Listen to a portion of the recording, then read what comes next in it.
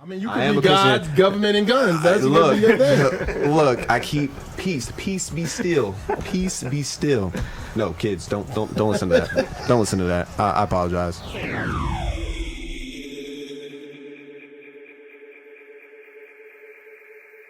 What up? What up? This is Gemstones representing Gemstones for life, and you are in the field with Trackstar. You already know what it is.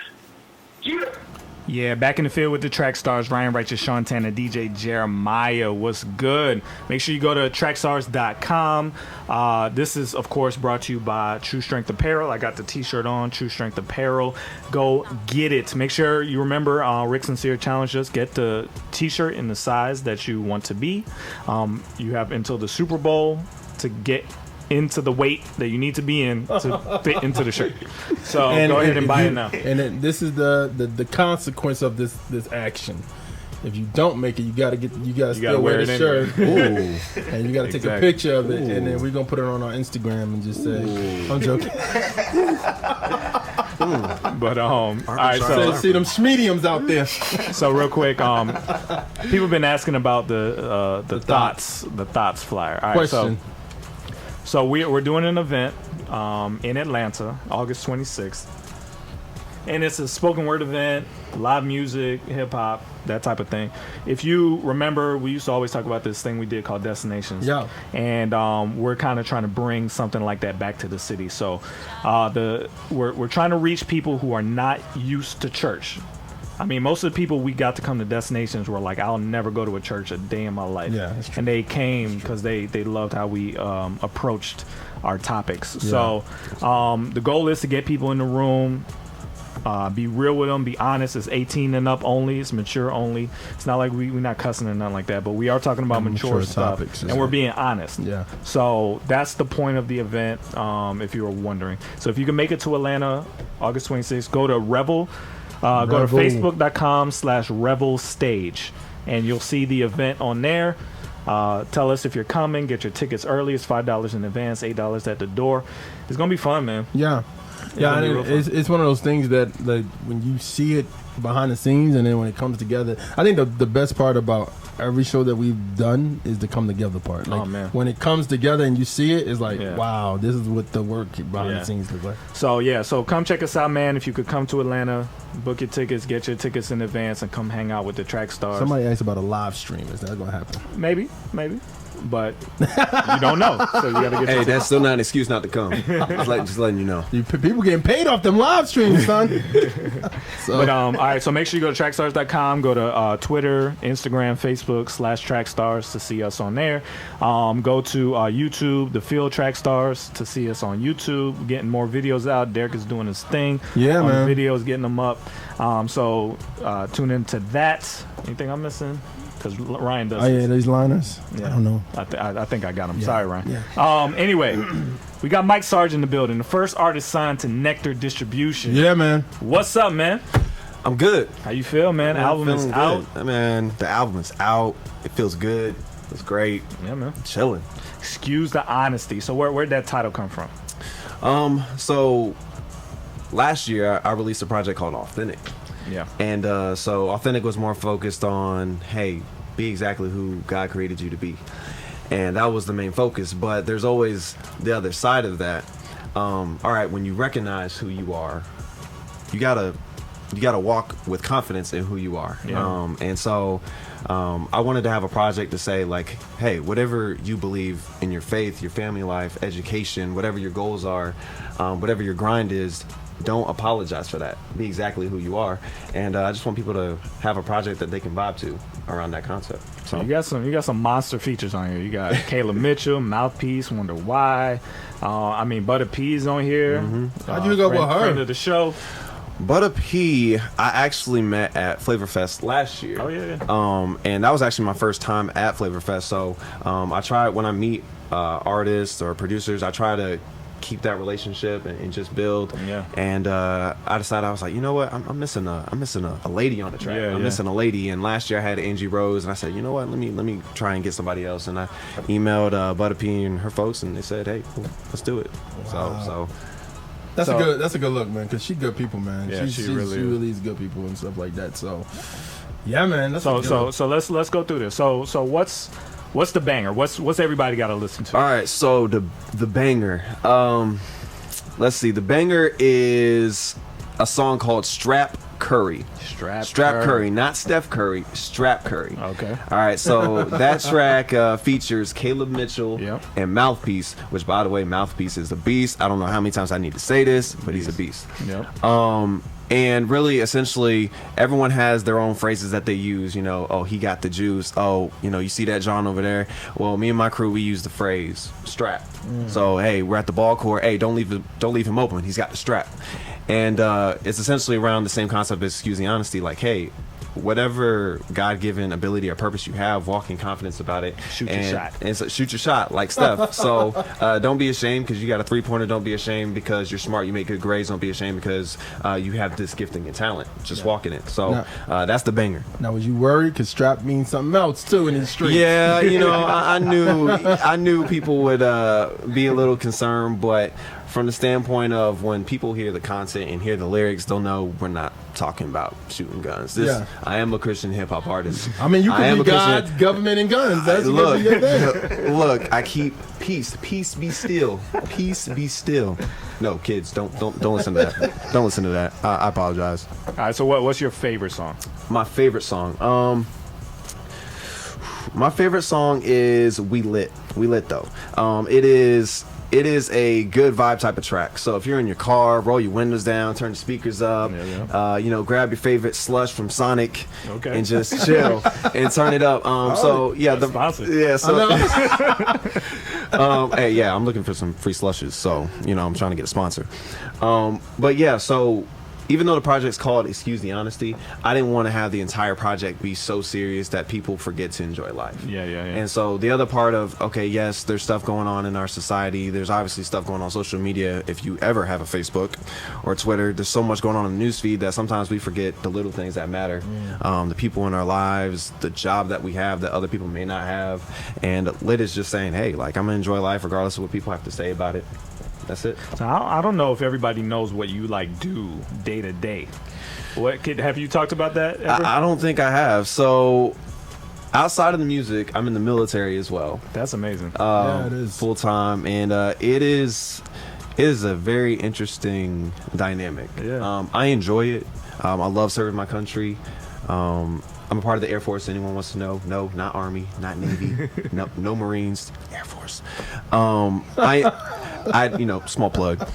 I enjoy it and I love it, but it is an interesting dynamic because of my career field, and a lot of times the military and faith doesn't always mesh well together. Interesting.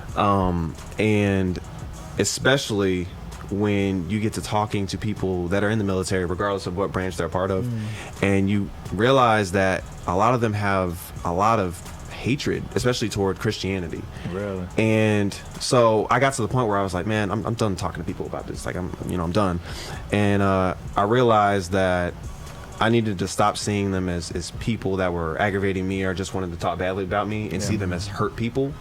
So I started talking with them, and come to find out, more than half of these people were raised in the church. Really? Like, more than half of these people were raised in the church, and they left either due to church hurt, someone disrespecting their family, the church not being there when they felt like they needed help, or just not having their questions answered. Sometimes that can be cause for people to say, oh, you don't care about me. So it's always been interesting. So balancing that, family, music is very fun for me. Very fun. I enjoy it. Did you feel like talking to these people, like you felt the connection there? Like, hey, I understand, but we're not all like that. You know what I mean? Did you feel that? You know what? For some people, I had that conversation, and then others, they were so, I have to use the word correctly, but it was so, their spirit came off as so, like, very rejectory, like, hey, don't even talk to me about it, that I had to just keep my distance and just live it. And there'd be times where I would either step away from my desk for a minute, just take a break, and next thing I know, someone's coming behind me and say, hey, like, I know that we argued about this a couple weeks ago, but I want to like talk again about it and say, okay, cool. Wow. And at that point, as a believer, I have to humble myself and not go, see, look at you now. You're coming back. And you got to humble yourself and say, all right, God, I see you working. Give me the words to say, and I'm just gonna go wherever you lead me. Because sometimes people don't want to hear religion; they just want to hear what made you decide that this was the way to go. So now, real quick, how are people in the military feeling about the political climate right now?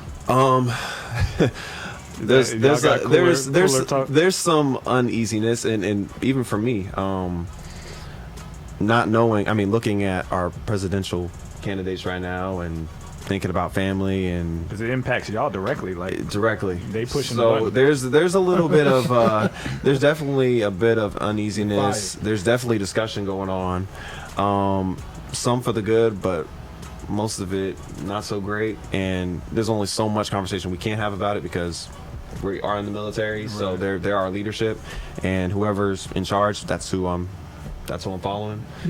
You would think more people would try to be close to God because you are dealing in a war-like situation. You would think like, if somebody's shooting at me, I'm praying to God like, God, I don't want to die. Help me out, Lord. Get me out of this situation. The thing is, like, I think sometimes when you see how much the military is celebrated in our country, sometimes we forget that they're normal people every day that got families, that have stresses, that have worries, that they deal with their issues. Alcohol is a huge thing. Really? In the military, it's a huge thing.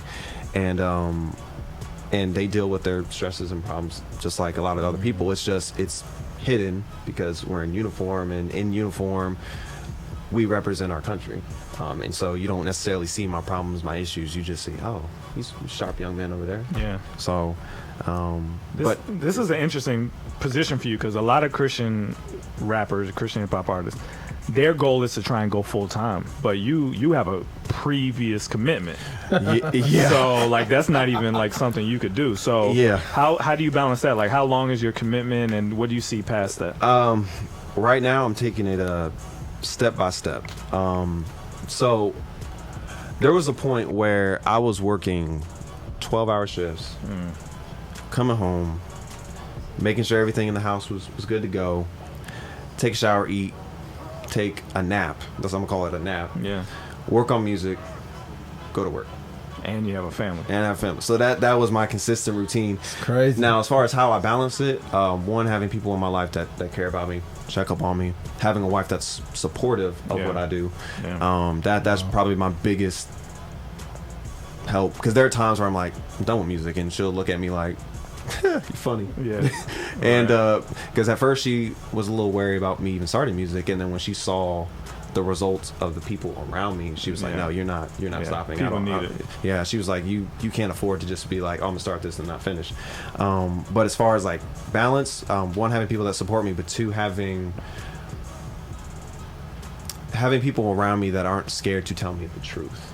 And not necessarily from a music perspective, this was good, this is bad. From a perspective of, hey, you said this, do take into account, people are going to see your perspective from this angle, but they may feel completely different from this angle. Yeah. So being able to say, all right, I'm speaking not just for myself, but I'm representing a lot of other people as an artist. And sometimes we forget that because we worry about the art and what we're saying and the message we're trying to come across. And sometimes we forget, like, we represent more than ourselves. So just having people around me, really. How did like your like in the Air Force being accepted as a Christian rapper, like, do people, has anybody heard your music? Yes, actually, a couple people actually plan on coming to this little release I got going on next week, which is surprising. Wow. The interesting thing about it is when people first started figuring out that I did hip hop, they were like, okay, that's cool, yeah, whatever. And then when they started seeing like events on my Facebook page, and they were like, all right, let me check him out, because I'm hearing iTunes, I'm hearing Google Play, maybe he's actually for real. Yeah. And then they started hearing my music, and they were like, wait, are you? They would come back to work and say, hey, are you Christian? rapper, artist? And I'm like, yeah. They're like, oh, that explains why you said God a lot. That would do it. But what's interesting is, like, I know a lot of people fear that being a deterrent from people coming to Christ. But what ended up happening is people started asking me questions about certain phrases that I would use, like, what did you mean by iron sharpens iron? Let me explain that. That's good. And it builds conversations. I know a lot of times we're like, well, if I say I'm a Christian rapper, they're going to think it's whack, which some people do. Off jump, they do think it's whack. But if you just play it, if I'm just playing it and they don't know it's me, they're like, yo, who is this? That's me. I thought you said you're a Christian rapper. I am. You should just listen. So it's interesting. Like, a lot of people, they're going to have different people are going to have different opinions, and we have to be okay with that. Like, I recognize I'm not going to be able to reach every single person, but the people that I'm not going to reach, that's for someone else. And so we have to be okay with that and stay focused on who God has in our sights in that moment. But shout out to everybody that's in the military that's part of the Trackstarz universe. You know, I send out the t-shirts to everybody who signs up, and I'll send a few to some bases, and I had to figure that out. I was like, AFB, how do I get it onto a ship? You know what I mean? Like, so shout out to all y'all, man. Like, I appreciate it. But okay, real quick, Apple or PC? I'm a PC dude. Okay. I really am a PC dude. I don't have a problem with Apple, but I don't gotta worry about an update that's gonna shut down everything for me. Okay, so I'm a PC dude. So I guess I assume Apple or Android. I don't know. If we talking phones, I might have to give that to Apple. Okay. I might have to give that to Apple, but computers, Pro Tools or Logic. Ooh. Man, I'm gonna give it to Pro Tools. Okay. Yeah. All right. Yeah. Production, I'm gonna take FL Studio all day though. Fruity Loops over Reason. Okay. Actually, sometimes I'll record through FL. That's what's up. Works out beautiful. All right. So I'm trying to think of something military related, and like Ruger or the Smith.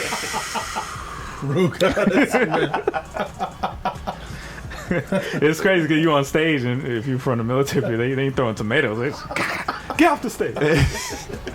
But that's extreme. No, it's, you know what? It's been interesting, the response from people when I'm performing and they find out that I'm military. Yeah.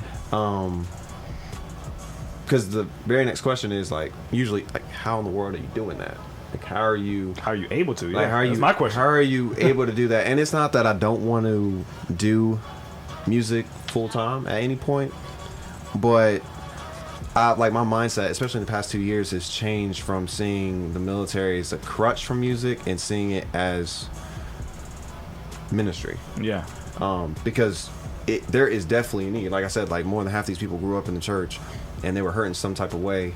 And the fact that I can sit there and give them my testimony and say, hey, look, this life isn't perfect. Like, I'm still not perfect. I still mess up. All right, so I'm going to fast forward you. Donald Trump wins, right? He pushes the button. He sends you to war. How you feeling?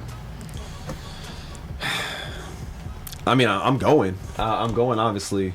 But it's one of those things, like, really? Yeah. You know, like, I wouldn't be happy about it.